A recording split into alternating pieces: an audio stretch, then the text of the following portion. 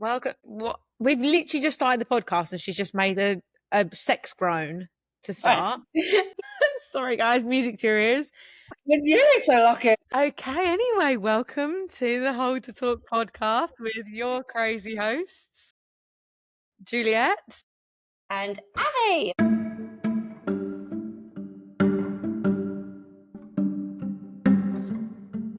And today we're talking about homesick but happy. And the reason we're talking about that today is because I felt a little bit homesick this week. I think it probably started because we started getting messages from our dad that his dog was really unwell. His dog Teddy. He's quite old. He's like 14 and he's an Airedale Terrier. I'm telling them, you know this, Julia. Was being really lazy. Didn't really want to get up. And when they took him to the vets, he had cancer on his heart.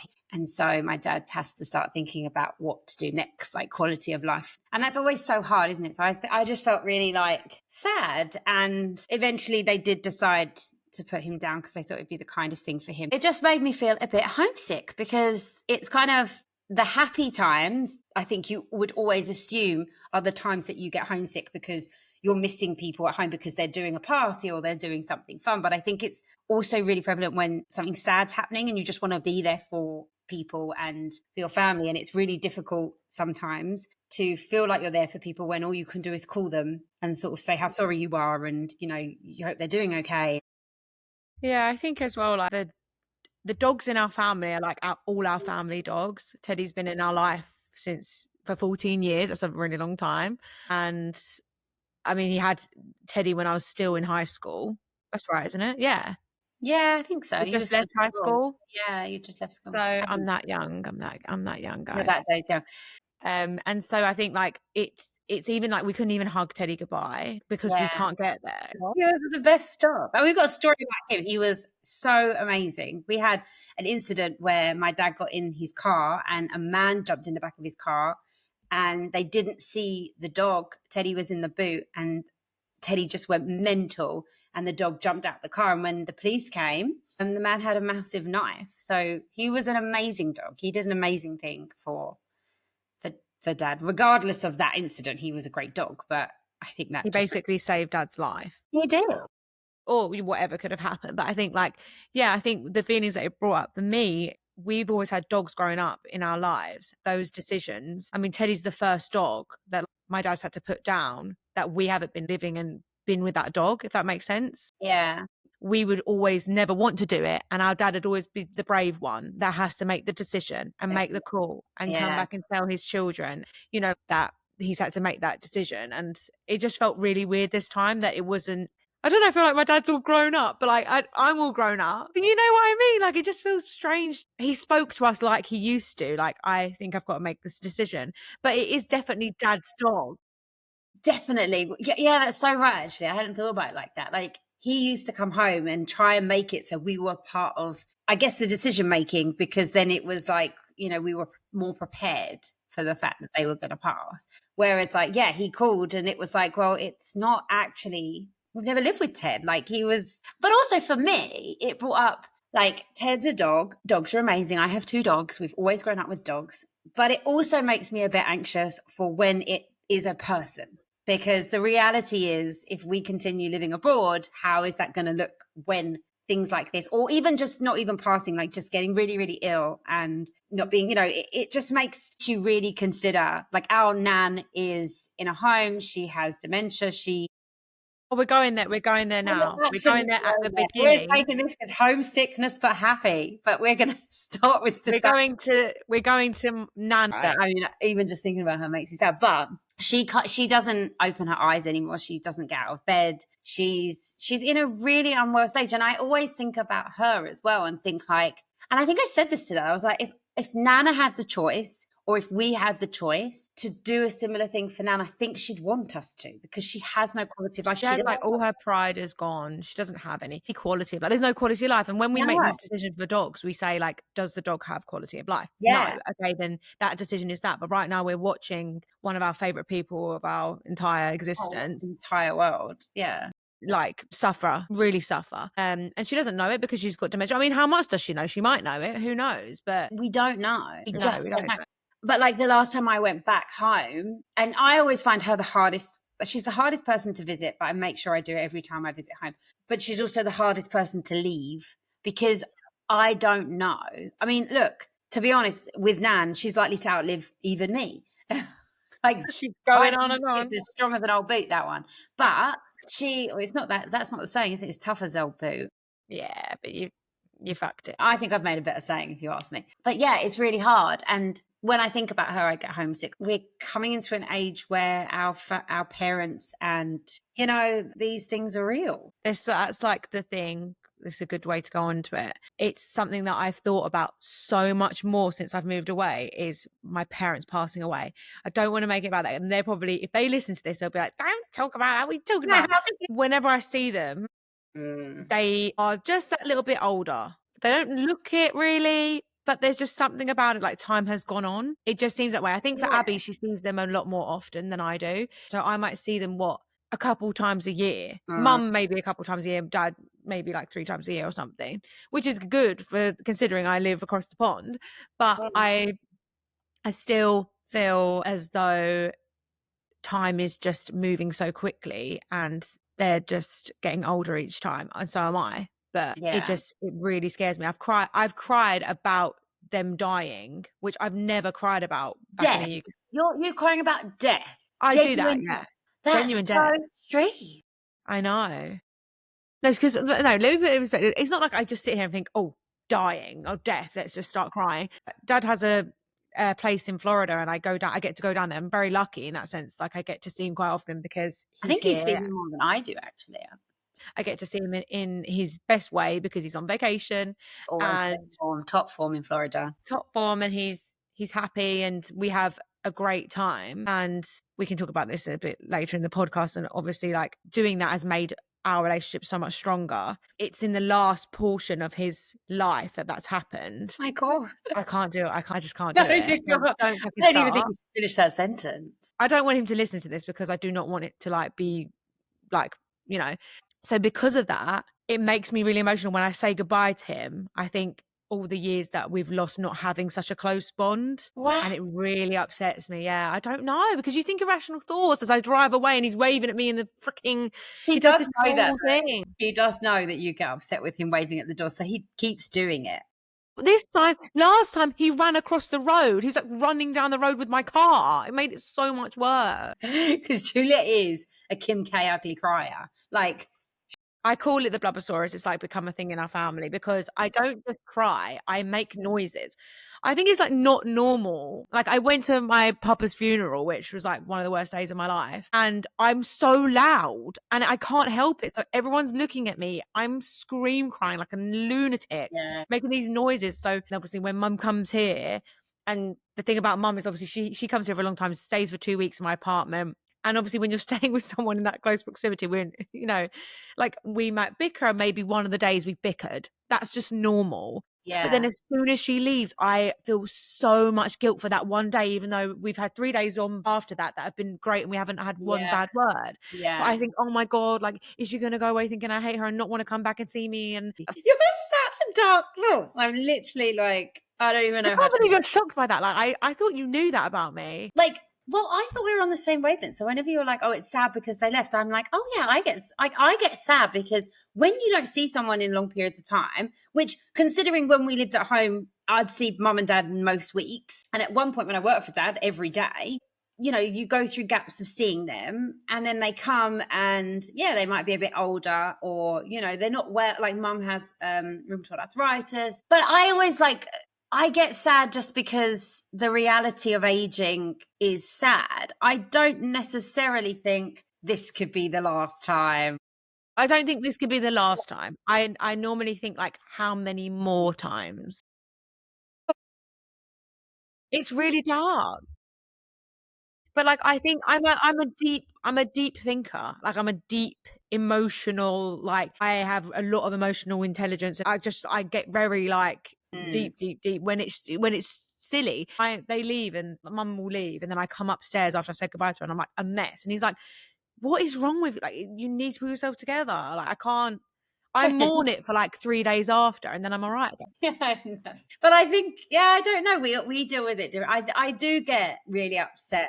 I think when I first moved here, I got really upset when people left. It didn't just have to be mum and dad. Like I got really sad when you left, two other sisters, when my friends left. I wouldn't say I've become a blubbersaurus. Like I might have the odd tearful. I think I'm more sad if I've had, like the same with you, like me and mum bicker because I haven't lived with my mum since I was at home living with my mum. So I think living with anyone is really hard. When mum used to first come as well, she came for like 10 days or, it felt like a really long time because I'm also I've got to work, I've got to do all the kids and my mum's on holiday. And so she wants to rest or she wants to go out for dinners. Me and mum have had to manage our expectations of each other when she comes over or when I go over to England because we've both got things going on and things that wouldn't niggle me if I was living in a different house to her and she was here. Those things would just go under the radar. But I feel like when someone's on top of you and it's your mum, I think you're naturally just more maybe snappy with your mum. I don't know how I've ended up onto this conversation, but I think you and mum just are very similar, like not similar in some ways and similar in other ways. And I think you butt heads sometimes. Mum and I bicker over different stuff that you and mum bicker about. I get what you're saying. When people come to visit you and you're still working or you're still living your day-to-day life and they're on vacation, you do feel that it's obligation to like, I obviously try and take time off, but if I can't take time off, then I'm like in the evenings having to entertain her. yeah. It is quite draining, but Yeah, because you also want them to have a good time. Like the first few times, the first year and a half or 2 years that I had kept having visitors come over, it was amazing. I'm a freelancer, so if I don't work, I don't get paid. So I need to be working. I don't get holiday pay, for example.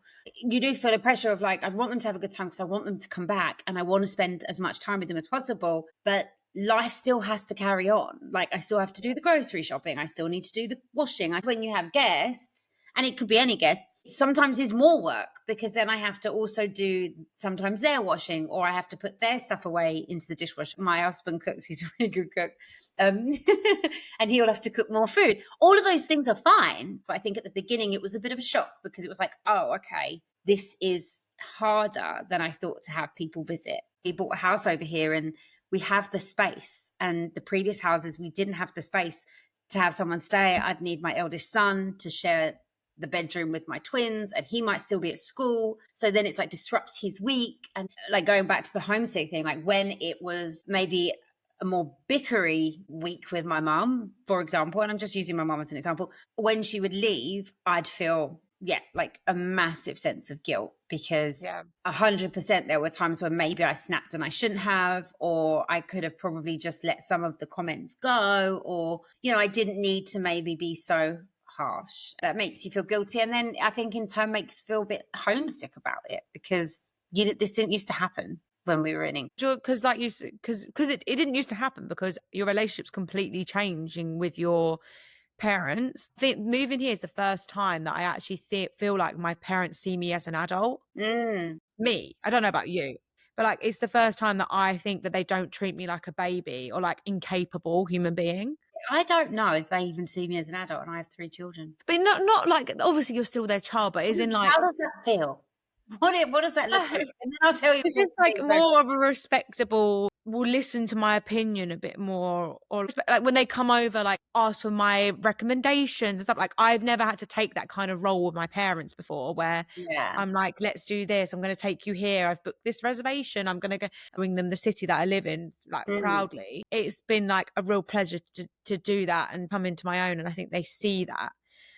That's been good. I think your relationship changes in the sense mum comes to stay, but stays in my apartment is very like foreign territory. It's not easy to It wouldn't normally be spending, living in the house with your mum at our ages. So but then like when dad comes, it's a different experience because dad stays in a hotel and it's more of like it's his vacation. He goes to golf, he goes and does his own thing, and then we do our own. They both come differently and show up differently. And then when I go to Florida, I live with my dad again, but he's a different type of character to live with. So it's they both have their pros and cons in different ways. And I know that that's the thing because I've spoken to some of my other friends about it who are also expats, and when their family come and stay, and, the challenges, but also the benefits of it. Like having mum stay means that we can stay up late at night like we used to and watch movies, and you can have chats at nighttime, or, it's so nice in the mornings for my kids to wake up and nanny be there. And those experiences you can't get if she was staying somewhere else. And they miss out a bit with dad, for example, because when he comes, he doesn't stay here as well. So I think that moving abroad makes sometimes relationships harder, because when you see people, it is super intense. It's for a short amount of time. You remember how much you miss them, and then they leave. And just when you kind of get into the flow of things, you're then on the countdown of them leaving. And when I came to visit you, it was so nice. But at the same time, I was so anxious that it was ending. I always get like that. I am like, I'm a person that struggles to live content in the now. I'm either anxious about what's coming or upset about what happened. And it's something that I need to work on. But like, I think that makes the homesickness worse in a way. Yeah, I get that. I get a lot of anxiety on the lead up Mm. because I'm like, everything has to be perfect. I'm someone that, like, when someone comes, they get showered with gifts. It's so unnecessary. Oh, But no, like you literally make me look like such a knob, because I don't do that. You come and you're making your own bed sometimes. I'm like, here's the bedroom. There's I do, like, just like, I'm so, especially at the beginning, I still do it, but at the beginning, I really want people to like it and want to come back. And it meant so much to me that their first impression of this city that I love, and I'm telling everyone that it's great. They actually think it is when they come. I have to show them the best of the city. I have to make a whole itinerary. I have to get them their own Boston merch. Like, I just want them to feel like part of the city, because that is what the city is. When my best friend came, it was the same thing. When she left, I had a different feeling. I felt like, oh, I don't have friendships that are as close as her. I'm really going to miss her when she leaves. Like, it's different with parents because no one's going to replicate that. Yeah, it's your parent. That's it. Whereas with a friend, it's like I can directly compare that. A friend that I've made in a year doesn't compare to my 20-year like bond that I have with her. Like, she's here for, I don't know, a week. It goes like that. We had like the best week ever, and then she left, and now it's just voice noting her again. I pulled away from my friends like unconsciously for like 4 days over it. Yeah. I just had to decompress, because I'm like questioning whether you're my friend, because I'm like, this It's is like, not, like, the whole thing's a conspiracy, but it's not true. they're out to get me. It's not true. There's such different relationships, and you're still forming that. A year is like a honeymoon period for any relationship that you have. Yeah, definitely. But also, even my friends from way back when, I don't have the same relationships with any of them. Like, No. I have different relationships with all my friends, even if I've had the same length of time being friends with them. How have you found like any foods have made you homesick, or are there foods that you certainly think like, I wish it was easier to get? I know I'm going to throw it out there: Cadbury's whole nut chocolate, or Twirl, which is my favorite chocolate bar in the world. That's an interesting one, because food here is actually, it hasn't surprised me because I knew that it was good, but I feel like we only used to really go to Florida. So it's not, I mean, what Boston brings to the table, like on the food scene, is some of the best food that I've had access to in my life. So And when it also, comes it's a to, big city compared to like Florida, because you're not talking about like Orlando City. You're talking about I'm Orlando. talking about a suburb in London, Yeah. in So it's Orlando. always going to be different than the city. Yeah, but still, Orlando's not known for great food. Florida isn't known in the US to having exceptional food. Massachusetts or New England is known for amazing seafood. Like, it's known for that. The oysters that Boston gets are the best, some of the best in the world. Right. Like what they have access to in New England. We also have like an Italian quarter. Like, we have so much here that I didn't have in the UK, mostly because I didn't live in London. So I'm Yeah. sure London has great Yeah. food. Yeah. But where we were, we had like one Chinese takeout, one Indian takeout. So like the options are so limited. Whereas here I have such a extensive amount that I can choose from, and it's all really good. The quality of it is amazing. And I feel like I have to debunk this thing of like the US having shit food, as in all the pumping the shit in the food and all the unhealthiness and all that. It's just so not true. Like, when you're here, of course that exists. Like, they have amazing quality food. They have great seafood, fresh food. Supermarkets, or you're talking about restaurants? I'm talking about restaurants and supermarkets. Supermarkets don't, you have to pay a lot of extra. Most of the food you got to get is organic. That's not the same in other countries. But they have got options of plenty of healthy options. You don't have to eat what you think you're being told in other countries that you have to eat here. You know, the Red Lake 40 and the dyes and all that. Like, you don't have to eat that. There's plenty of food that doesn't have that in there. You just have to look at the label, and you have to look at the label anywhere. I'm not part of this like hating the food culture here. Like, I can't get on board with that, because living here is just not, that's not the case. Did you know? Dad told me the other day that Cadbury's apparently doesn't have any cacao beans in it anymore. They've made it completely artificial now. How disappointing. That's my favourite chocolate in the world. It's kind of happening to everything. But when you ask about, do I miss it? I have access to it because they sell it here more expensive. Like, we have a Same here, shop yeah. that sells it. So you can get it. But I tell you what I don't miss. I don't miss any British dishes at all. I've learned that I don't like British food. Are you talking British about like food? shepherd's pie? Yeah. And okay, and like I'm you don't like absolutely talking about a that. Sunday roast? You loved a Sunday roast. I can go without it because they have pot roast here and they slap. They slap what? They just slap ass. They're just amazing. I don't even care. Like, I've learned how to make pot roast, and pot roast is the same kind of thing. I can make my own roast potatoes. I'm not saying that I don't like Sunday roast, because absolutely, when I come back to the UK, that's going to be one of the first things on the agenda. But I don't miss it. Potato. No, I'm not a jacket potato lover. Jacket potato, chili and cheese. No. What, like? Chili fries are way better than jacket potato, chili and cheese. I do love a chili fry. And that's American.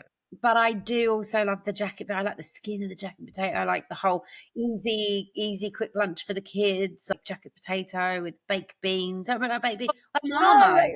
That's the worst. Oh, baked beans all day. Jacket potato and baked beans is disgusting. Marmite, I have it in the cupboard. Yeah, so I mean, it's the same here. We can get the foods here, but it is just more expensive. Like, do you know what I actually miss? A shish kebab. That I can get on board with. Like, they don't have Indian food. I like Indian food. Yeah, like a good buttered chicken No, tikka not buttered chicken. masala. Oh my god, you know I'm not into spice. So a chicken tikka Madras. masala.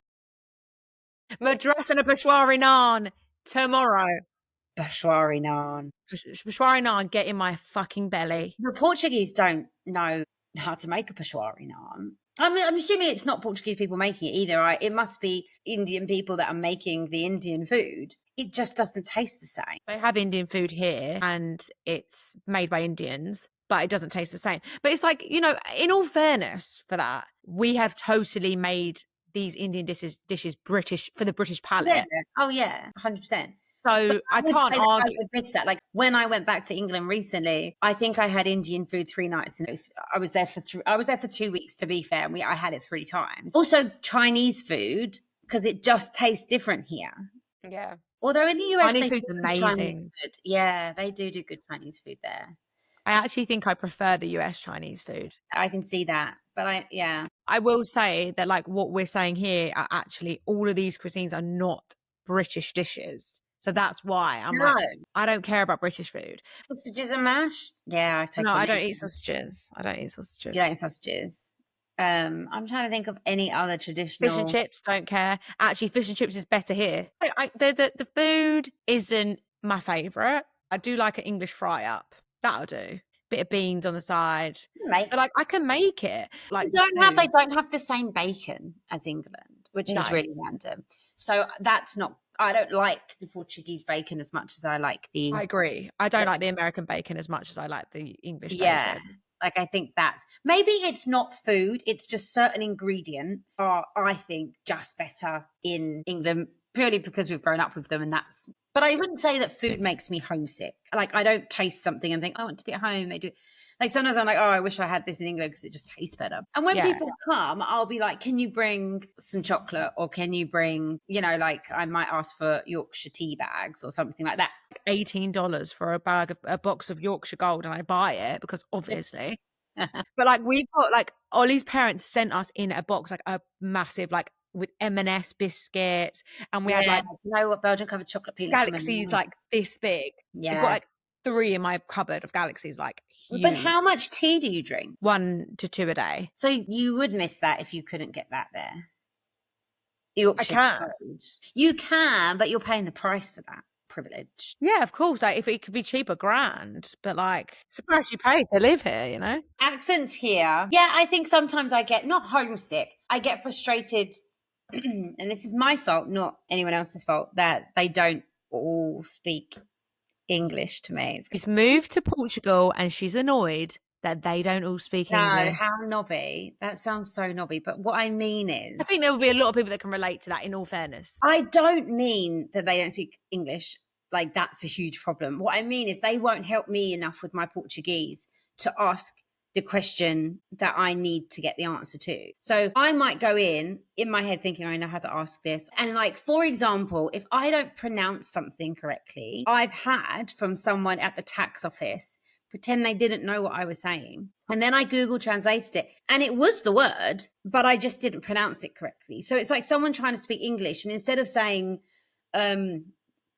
hair, they were saying who or something like that. You'd understand what it was, but you just didn't help them get there. I feel a bit like it would just be easier if I was at home because I'd be able to go in and talk to them and they'd understand. But accents, no, I actually quite like the Portuguese accent when they speak English. Maybe more homesick for you because they're speaking English, but it's in a different way, surely. Genuinely, since I've lived here, I actually, when I hear an English accent, it feels foreign. It's weird What?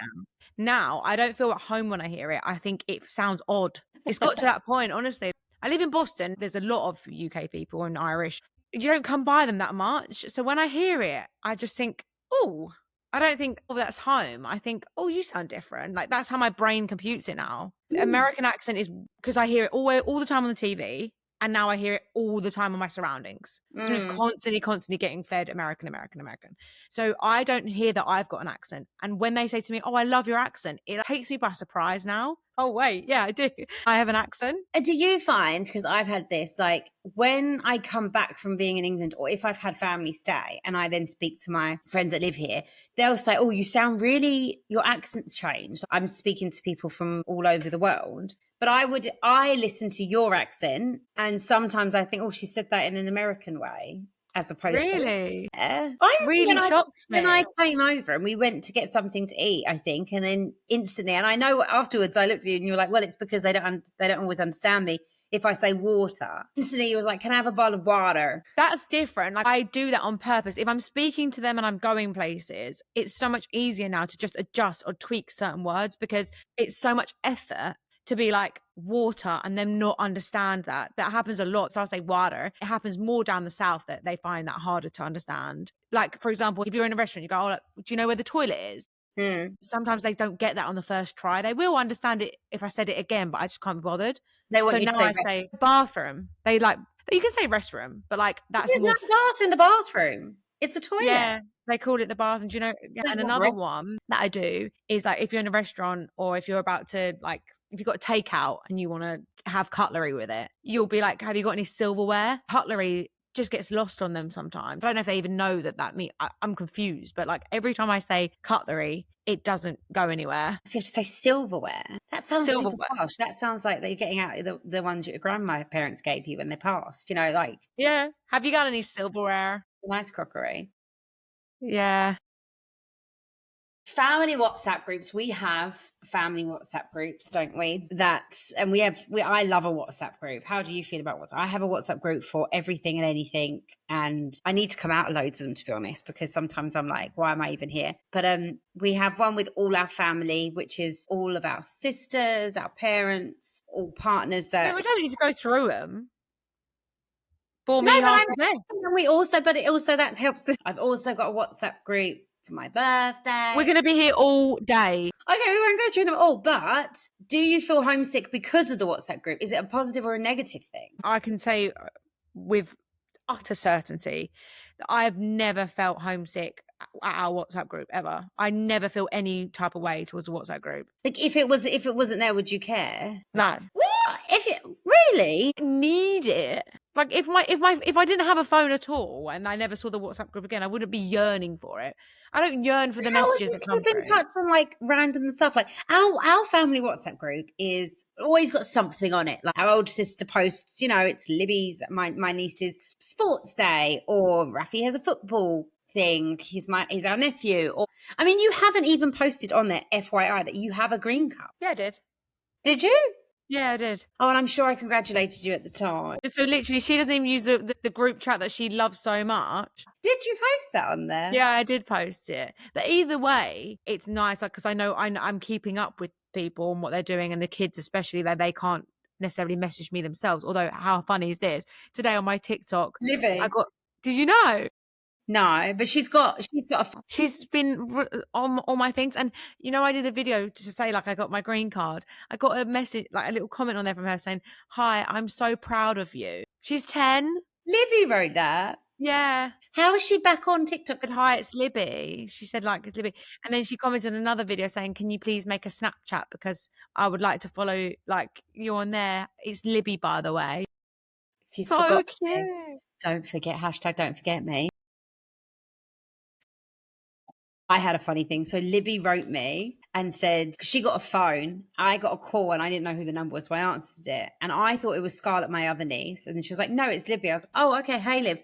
And she was like, "Could you do a singing lesson with me and my friends?" So I was like, I asked her and a friend to learn a song, and I just went on there assuming the friend is going to be nervous. She doesn't know me. I'm Libby's auntie, and I'm just going to be really nice and be like, if you're nervous, just sing with Libby. They didn't care, either of them. And I got videos up until the day that we'd booked in to do the actual singing lesson. I mean, it wasn't a singing lesson. It was them singing through, FaceTime at me. But Jess constantly sent me videos of them practicing the song. And it was Somewhere Only We Know by Keane. I just given her that one. Luckily, I think it's a good song. But Jess was like, "Thanks for this." I've got them singing all day, like going to school, coming back from school. Anyway, I got on the call and I was like, "Nice to meet you. Look, if you're too nervous," she's like, "No, okay, so you're gonna, yeah, we're gonna sing." And then Libby starts, and I love her because she is so cute, and she's giving it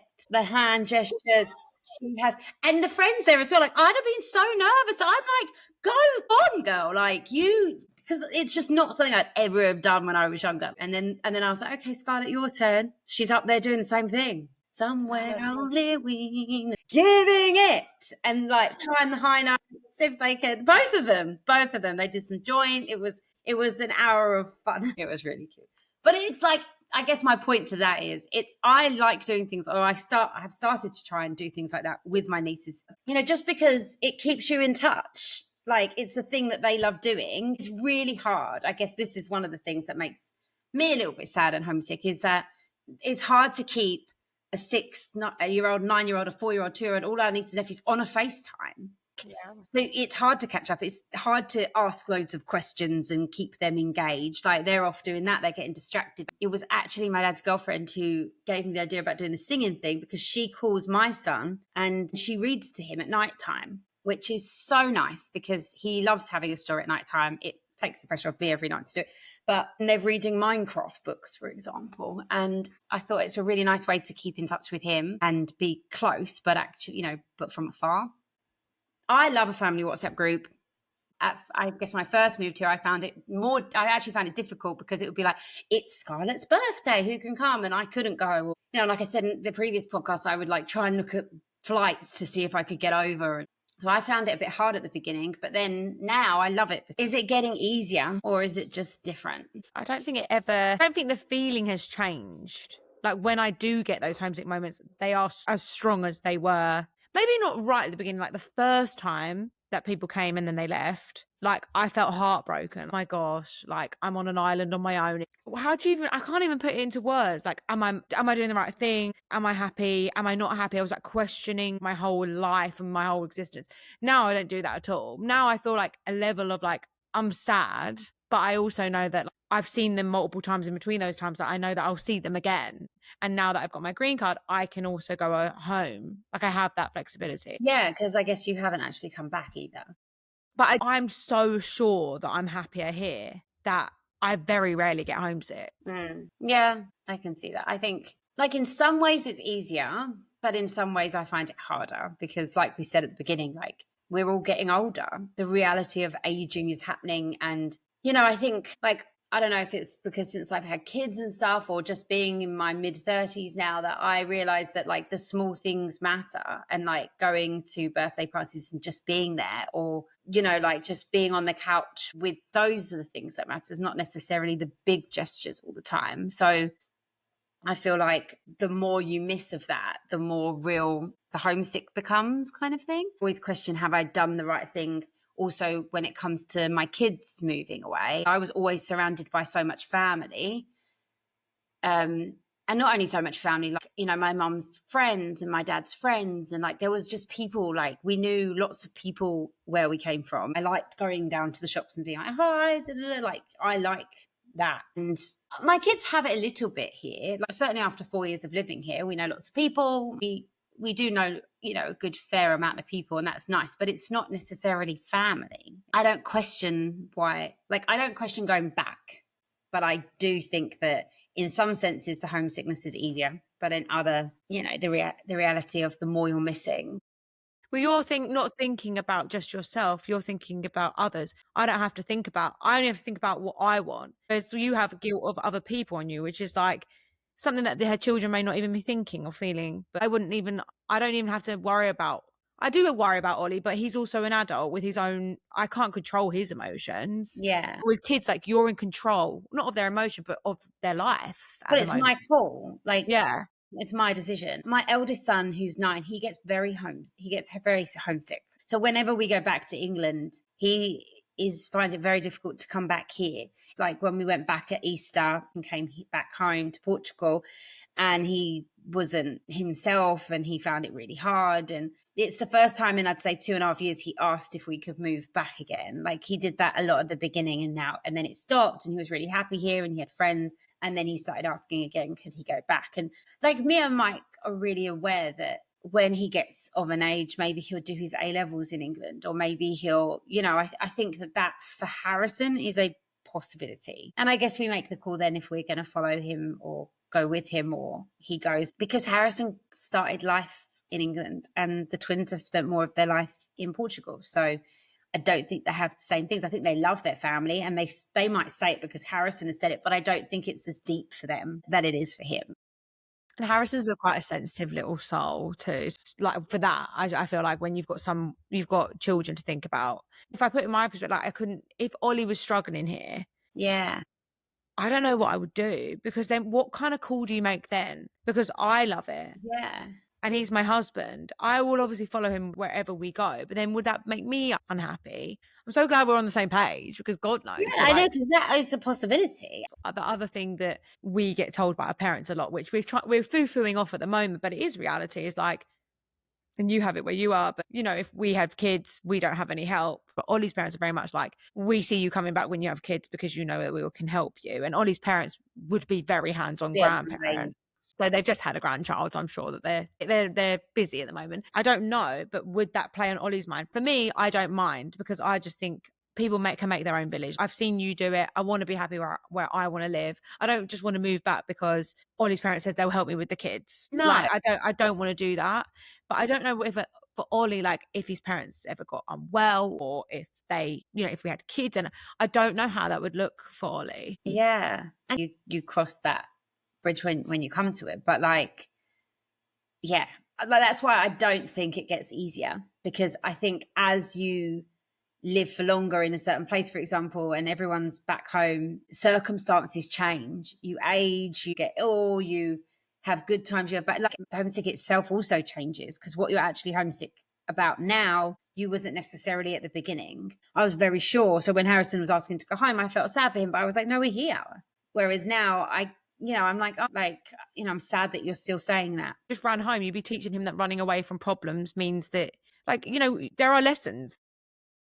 Definitely. And I was picked on at school at one point too. Like, You can't run away. you can't run away, but I do believe in listening to him, and I think we have done that, and like we've listened, and it doesn't mean he's in a national Portuguese private school, but we're moving him over to the international side because I think he needs some support in his confidence now. He just didn't seem to click with the kids in his class. I think for him that raised a load of homesickness, because he then went back around, that time, and then he was like, I'm liked here in England. And people also, I think for kids and for my kids, the reality is so different to what they remember. Like we go home and people make the biggest fuss. Like Harrison can sleep over here. Harrison can have as much chocolate as he likes. Harrison can have all the presents. Harrison can, he's doing this. He's bouncing from my mum to my dad to my sister to his friend. He has not reality. Busy schedule. Yeah. And people want to see him, have lots of time for him.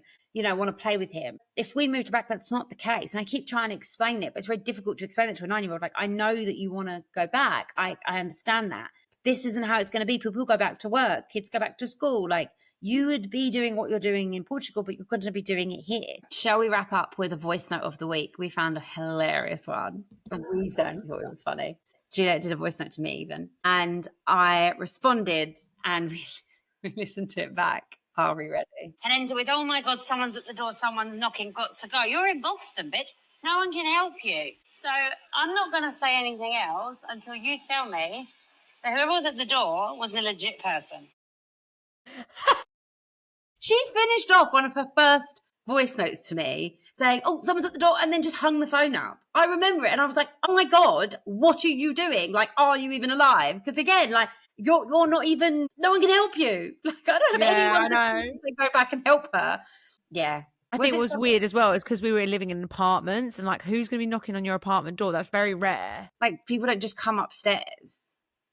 Who was it? It must have been a delivery man. You're asking me about something that happened 18 months ago. I have no clue. Well, I'm still standing, so nothing happened.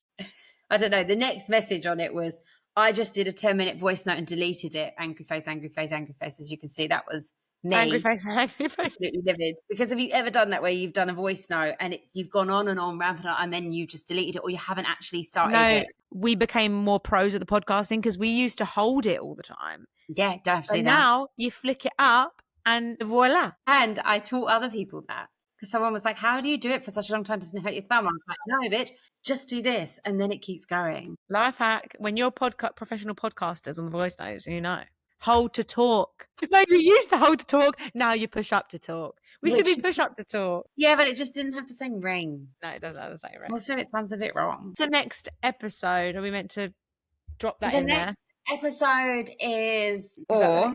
You know what? Who knows? I tell you what, it's going to be one of those. And the best thing to do is subscribe, like, write in the comments, and then we'll decide which one's going to be next. Just tune in. You don't know what you're going to get. It's luck of the draw. It literally is like a lottery. You might come in and be like, this is boring as shit. But yeah, please comment, please talk to us, please use our socials too. We've got lots of topics, but we'd also like to know if there's anything that you want here or want to ask us and we can answer. You know what I had tonight as a snack? A digestive biscuit with cheese on it. No, it was delicious. Digestive biscuit with Danish cheese. That's wrong. I'm sorry. It's not wrong. It's not wrong. You can't say it's wrong because you've never tried it. No, you're right. But I don't think I want a sweet biscuit with a cheese on top. It's not sweet. It's kind of like sweet, but also like a bit salty, a digestive biscuit. It's a very... That's your after dinner snack. It has to be a sweet. What is wrong with you? It does have to be sweet, but then I didn't have much sweet stuff other than this awful chocolate biscuit my kids like that I give them on Fridays because Friday's chocolate day. That you poison them with because it's horrible. Well, if I have the good stuff, I'll eat it during the week so they don't get anything on Friday. So it's got to be the stuff I don't like. On the real. Class A parenting here. Top tip is to stop you getting fat as a parent. It's a life hack. Poison the kids. It's a parent hack. Give them something crap because otherwise you eat it. Give them something.